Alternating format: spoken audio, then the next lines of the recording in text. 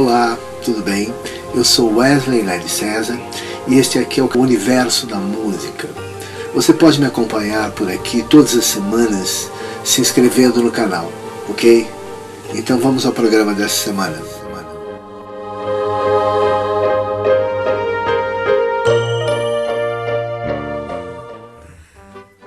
Bom, antes de nos conhecermos, na década de 1980, eu não lembro se você já havia iniciado os estudos em música.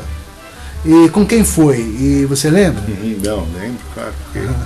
Eu fui chegar em você através da Juju, né? Maria Júlia Nogueira. Maria Júlia Nogueira, filha do Paulinho Nogueira. Porque meu pai... Flávio. Meu pai, ele era amigo, assim, próximo ao Paulinho, porque ele é jornalista, né? Sim. E durante um tempo ele foi jornalista de MPB, crítico de MPB, contigo. Então nessa época ele teve contato com muitos artistas, dentre eles o Paulinho Nogueira, que ele adorava. Então ele falou, não, se vai estudar violão, tem que ser com o Paulinho Nogueira. Mas aí o Paulinho não dava aula para criança, né? Aí ele, quando era criança, ele passava para Juju, né? Era a dona Elza Nogueira, a esposa do Paulinho, dona Elza. Isso. Saudosa Elza, eu gostava muito dela, nossa. E eu lembro. Então, é isso. Eu tinha amizade com a família Nogueira, então foi a Juju que me encaminhou. Então, em 1989, aí depois que a gente se conheceu e tudo mais, né?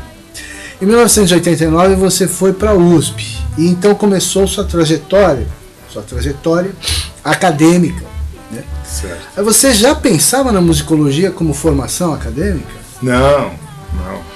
O que acontece assim, acho que antes da USP tem 3 experiências importantes, né?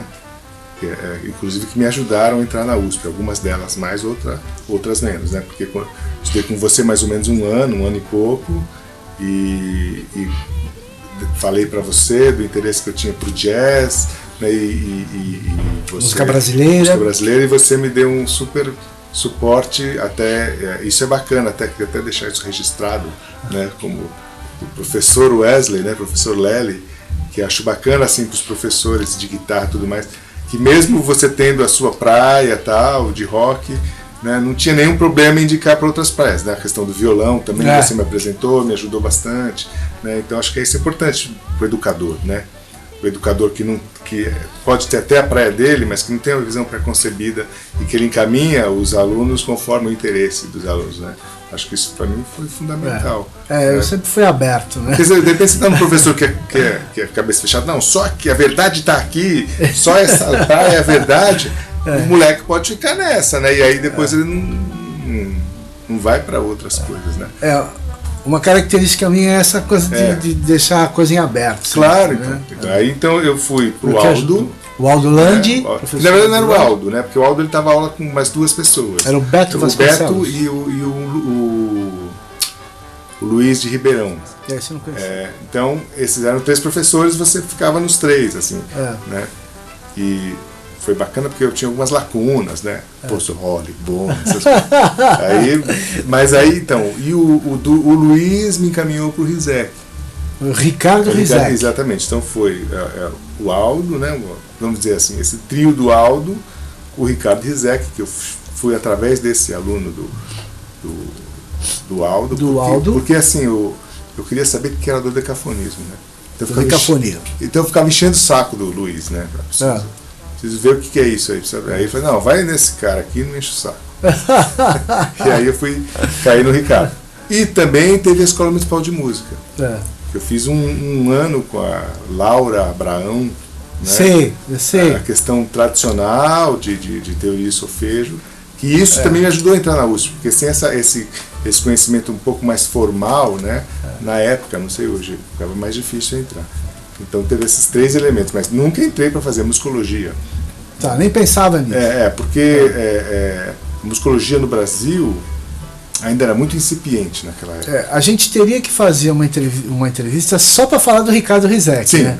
Porque o Ricardo Rizek era uma fonte enorme de informação, claro. Uma coisa absurda, né? Porque ele tinha várias formações. Eu não conhecia o Ricardo, infelizmente.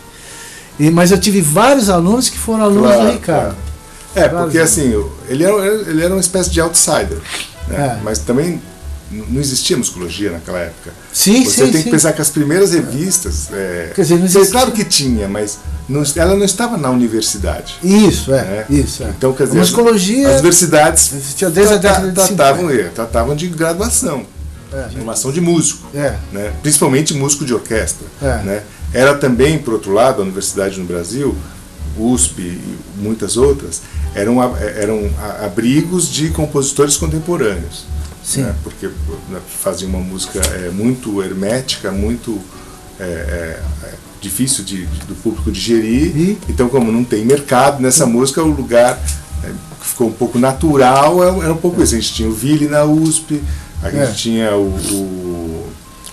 na Unicamp tinha o Almeida Prado, você tem o Jorge Antunes na UNB e por aí vai. Quer dizer, você tem o Núcleo da Bahia, você tem, então, nas várias universidades, sejam federais ou estaduais, você tem compositores que fazem música contemporânea, né, nesses ambientes. Mas isso não quer dizer que você tinha pesquisa mesmo, Sim. né? Por exemplo, quando eu estava na graduação, eu via as pessoas da primeira turma de mestrado da USP começando a fazer mestrado, mas era a primeira turma. Era um negócio assim super no começo. Então, minha próxima pergunta, se não me engano, é a terceira, que eu já fiz duas. A terceira é a seguinte, é a mais comprida. A musicologia é muito abrangente. Ela envolve subdisciplinas, como história da música, etnomusicologia, que por sua vez também tem divisões, teoria da música, análise, composição, psicologia da música, que também tem divisões, que é a musicologia cognitiva, a neurociência cognitiva da música, né? E musicoterapia. E ainda ela envolve, a musicologia ainda envolve prática de orquestra e pesquisa também, né? É intenso. Então, o que eu te pergunto, desde o seu doutorado, você tem trabalhado mais em que setores? Porque eu vi alguns trabalhos seus publicados na área de análise de obra, de autores, ou de composições específicas, mas sempre na área de análise e pesquisa. Parece que você trabalhou muito nisso. Queria saber as outras áreas, como é que foi. Em relação a mim, sim, né? Quer dizer, um pouco que o viés foi da análise, porque era o caminho pelo qual teriam entradas na universidade, né? Na questão aí já falando de mestrado, né? Tá. Então, embora eu fosse professor de harmonia e depois fiz o método e tal, quer dizer, não tinha um espaço naquele momento para desenvolver algo em torno da pedagogia da harmonia. Pedagogia né? da harmonia, tá. Então ficou um pouco assim. Então eu deixei isso para um momento posterior, né? Que depois até fiz o livro e tal. E no primeiro momento, então naquele momento a gente foi um pouco mais na questão da análise. O que acontece é que, de uma certa forma, eu estou falando aqui basicamente do mestrado, né? Tá. É uma outra coisa, né? No Brasil, naquela época também, eu estou falando então aí, eu entrei no mestrado em 98, né? Não tinha ainda uma coisa mais sistemática, né, de pesquisa em música popular, porque a análise musical é uma coisa muito ampla, né? E a análise de música popular tem as suas especificidades. Tá. Né? Por quê? Porque você tem um problema básico com o que é a fonte primária, né, da sua pesquisa. Porque enquanto na musicologia isso foi muito claro no começo, ou seja, na verdade a musicologia nasce com o resgate de obras e aquilo que chama de edição crítica, né? Quer dizer, a musicologia nasce descobrindo peças raras e refazendo partituras, e depois tem um outro braço que é a análise musical, que é o entendimento de obras, né? Você tentar, né, compreender algumas a música tonal, a música atonal, e você cria ferramentas para se tentar entender essas músicas, né? Só que você tem claro nesse campo de pesquisa que tem uma partitura onde foi lançado, né, a Universal Edition publicou a obra de Schoenberg. Então a sua fonte é aquela partitura. Se você vai analisar o Pierre Rolonnet, sei lá, né, se você vai analisar os prelúdios de Debussy, né, tem os cadernos dos prelúdios, tem uma edição que é uma edição onde, né, enfim, você pode até pensar no problema das edições, mas no caso da música popular, a partitura não é a fonte. Então começa uma discussão de que você vai ter que pensar que o áudio é a fonte, ou você tem o áudio junto com a partitura, então tem esse dado. Então, só que assim, eu fiz do meu jeito lá, com a questão do mestrado, né, preocupado com isso, até usei algumas, não ferramentas, mas em algumas discussões, né, pensar no campo da Escola de Frankfurt, que começou a pensar a questão da cultura de massa e pensar a música popular como pertencente a esse terreno, né? E, enfim, então o que aconteceu comigo foi que eu fiz algo, né, tateando, né, com alguns problemas, sem algumas bases, embora na Inglaterra já tinha alguma coisa mais formalizada, né, que nasceu com Philip Tagg, né, no começo dos anos 80, né, a questão da pesquisa em música popular. De qualquer forma, na Unicamp, né, isso antes de eu entrar lá, na década seguinte, já nos anos 2000, né, o professor Zan e o Rafael dos Santos fizeram um grande trabalho de iniciar um grupo de pesquisa em música popular e aí começar a fazer algo mais sistematizado, algo mais abalizado assim, para se fazer esse tipo de pesquisa. Então, a partir do grupo de pesquisa do Zan e do Rafael, acho que a gente tem uma coisa mais consistente? Mais consistente, acho que sim. Sim. Não, tudo isso que você falou agora dá outros desdobramentos. Claro. Precisaria de mais um outro encontro, porque tem outros pontos que você levantou aí que, nossa, que aí daria. Então eu tenho que seguir em frente aqui nas minhas pautas aí.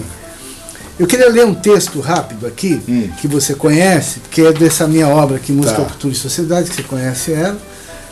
E eu queria ler esse pedacinho de texto exatamente para te fazer uma pergunta, né? Eu quero saber se você concorda com esse texto aqui, porque é um posicionamento do Joseph Kerman, do Musicologia, sei. Que é um livro absolutamente clássico para o estudo da musicologia, né? O Kerman. E o pouco que eu sei de musicologia do Kerman. Então eu vou ler só um texto aqui, porque eu repliquei aqui na minha obra Música, Cultura e Sociedade, na página 105, que eu trato, que você conhece, não sei se você leu, que o Kerman fala, um dos mais importantes musicólogos, né, eu falando dele, isso esclarece-nos que a musicologia é um termo criado no começo do século XX, citando a Oxford English, o dicionário da Oxford, a qual data a aparição do termo em 1919. Porém, pondera que a expressão já houvera aparecido em 1915, e ele acentua o seguinte, que a musicologia, ele falando, abrangia desde a história da música ocidental até a taxonomia da música primitiva, como era então chamada, desde a acústica até a estética, e desde a harmonia e o contraponto até a pedagogia pianística. Fecha aspas, né? E eu ainda sigo aqui falando sobre as categorizações que principiaram nas formulações clássicas do Hugo Riemann, né? E um dos mais respeitados teóricos, né, da música, né? E Guido Adler também, que é considerado um pioneiro da musicologia também. E ainda o Kerman, ele acentua mais um dado aqui, que no último, lembra Kerman, que o último estudioso do assunto a trabalhar seriamente com a musicologia sistemática foi o Charles Seeger, tá certo? Que foi o espírito orientador da moderna etnomusicologia americana. Depois eu quero falar melhor com você sobre a etnomusicologia um pouquinho mais para frente. Mas você concorda com essas colocações dele? É por aí mesmo, né? Acho que acho que ele coloca em cena aí os principais musicólogos, né? Do que eu entendo aí por essa frase, ele de uma certa forma também amplia o entendimento de musicologia para além do aparecimento histórico, né? Então, quer dizer, na verdade, se você for pensar nisso, até Platão era musicólogo. Em algum momento, Platão fala da questão da música. Exatamente. Assim, agora, se você for pensar num recorte talvez exclusivamente historiador, né? Quer dizer, oficial, né? Eu acho que o nascimento da musicologia se dá realmente no século XIX, né? Principalmente com esses nomes que ele citou, o Riemann, e a questão de um pensamento positivista, né? Dentro do positivismo. Que você sempre, pensa, né, naquilo como uma nova ciência, isso, né? Um entendimento mais sistemático. E assim, uma pessoa importante também nesse início da musicologia é o espírita, né? Que é a pessoa que vai...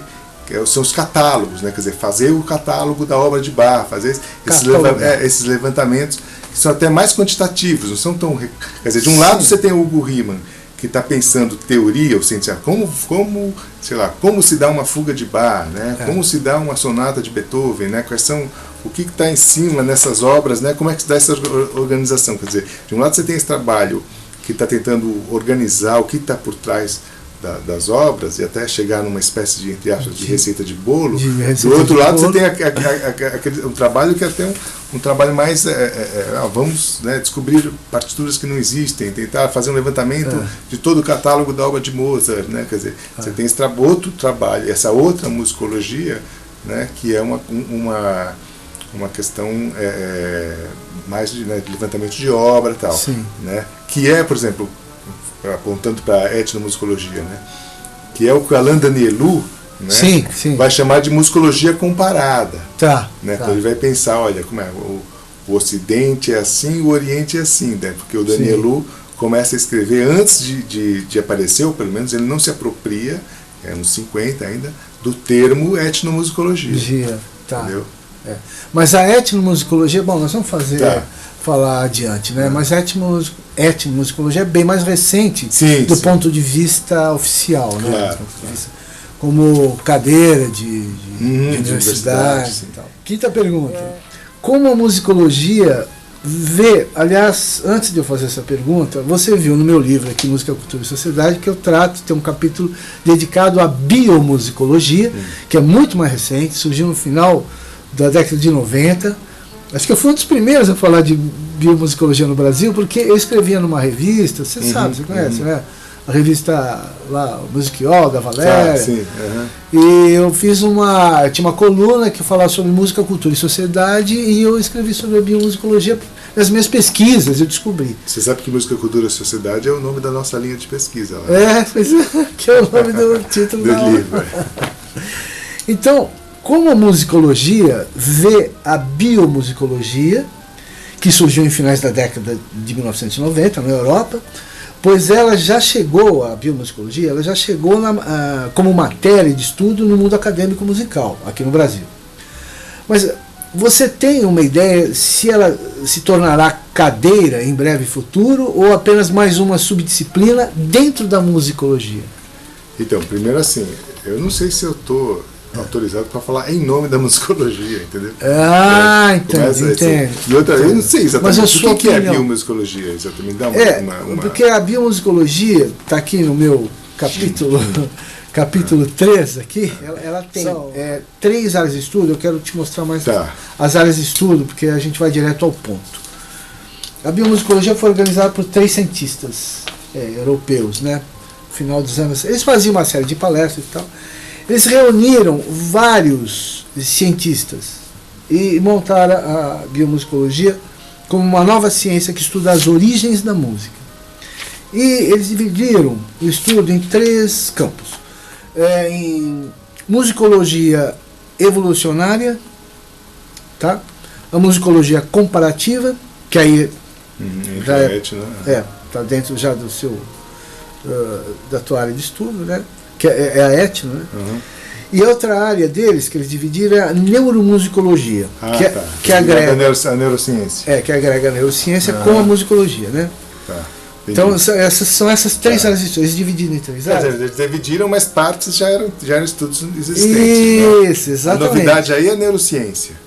Dentro desse. Mas você quer ver? Eles trouxeram para esse estudo vários cientistas. E o Wallen é um dos principais. O Stephen Brown e o Jordan Merker. Eles organizaram essa obra que reuniu vários estudos em diversas áreas. Musicologia, biologia, antropologia, arqueologia, psicologia, neurociência, etologia e linguística. Então é um trabalho maluco. Então, como é complexo, você acha que ela, pela complexidade e a forma de abrangência dela, que ela abrange muita ciência ao mesmo tempo, você acha que esse caráter para a universidade, porque ela é naturalmente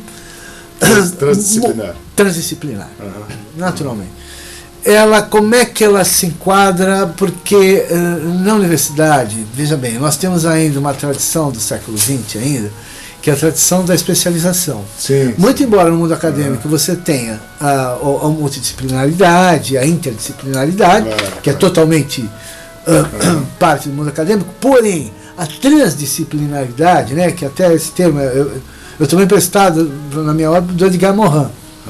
A transdisciplinaridade, ela não tem ainda, não encontra uma certa resistência em parte do mundo acadêmico? Não, acho que sim, acho que encontra. Encontra, né? Eu não sei se eu posso falar assim. Em nome, porque a tua formação já é interdisciplinar, né? Sem dúvida. Já é multidisciplinar. Sem dúvida. Mas assim, o que eu posso falar assim, é das coisas que eu tenho visto hoje, ou alguns olhares para a pesquisa mudar durante os anos, algumas coisas que acontecem no universo, né? Quer dizer, eu não sei se eu tenho um olhar tão abrangente quanto esse, né? Eu sei que assim, hoje em dia, né, tem alguns pesquisadores em certos momentos entram bastante em voga, né? Por exemplo, como foi, né, como eu costumo falar do Acácio Piedade, né? Quer dizer, que ele criou uma série de termos. Ele é um etnomusicólogo, né? Ele fez um trabalho de antropologia mesmo. Ele fez um doutorado. Ele foi para o Xingu, pesquisou um tipo de flauta lá. Pesquisa em campo, né? E ele se apropriou de algumas ferramentas desse olhar etnomusicológico que ele transpôs para o mundo da música instrumental. Tá. Então ele olha a música ele entende musicalidade como musicalidade estando num circuito de entendimento entre ouvinte e músico, que alguns códigos são compartilhados, né? Então, por exemplo, foi um nome que usou muito, assim, né? O pessoal usou a questão dos conceitos que ele usou, que ele chamou de fricções de musicalidade, né? Depois falou de tópicas, que é um estudo que já vinha sendo feito na música clássica, e ele pega esse estudo de tópicas e aplica na música instrumental, né? Então é algo que assim ficou bastante em voga. Agora tem outros nomes que começam a aparecer também.